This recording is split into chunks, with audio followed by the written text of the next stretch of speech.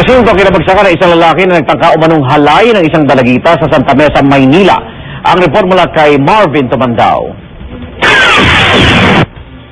Sabi ka tawa sa akin, ikaw nga yung manyok dyan eh. Sa kabila ng maamong mukha, kita ang matinding galit sa 12 taong gulang na dalagitang itago natin sa pangalang Tina. Masama ang loob ng biktima kay Victor Bongko, kapatid ng kanilang kasero, lalaking nagtangka umanong halayin siya. Kwento ni Tina, nasa loob siya ng banyo ng kanilang bahay sa V. Francisco Street, Santa Mesa, Maynila, alauna kahapon, na bigla na lang daw siyang pasukin ni Bongko. Nawakan niya yung dito ko, tapos yung pisngi ko, ginagawa niya, hinahalikan niya. Tapos yun, hinawakan niya yung dito ko, tapos yung dito ko. Sa higpit ng pagkakahawak ng sospek sa mga braso ng bata, nagkapasa-pasa ito. Buti na lang daw, naitulak ni Tina ang sospek, nakatakbo at agad nakahingi ng tulong.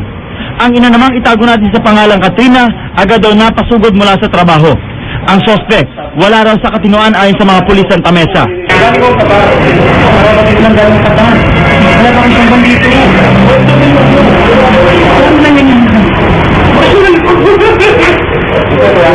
Maya-maya, depensa nito. Eh, yung nanay, sandal, malik eh. 100, pumayag eh. Eh, di ba, tadi 100 din.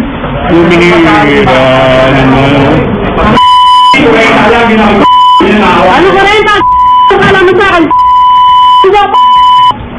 Gusto ko po sa kanya, turuan ng leksyon. Ipakulong po talaga siya. Wala na pong bawian to kasi gusto ko po talaga may umalis para hindi na po siya makapangulit. Bali yung kasong isasampa against the suspect is attempted rape in relation to RA 7610 or yung child abuse. Isa sa ilalim din ang sospek sa drug test.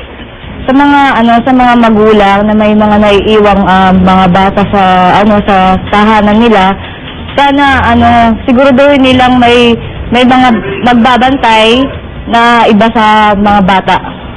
Huwag nila ipagkakatiwala sa mga ibang tao. Ito ang unang balita mula sa lungsod ng Maynila.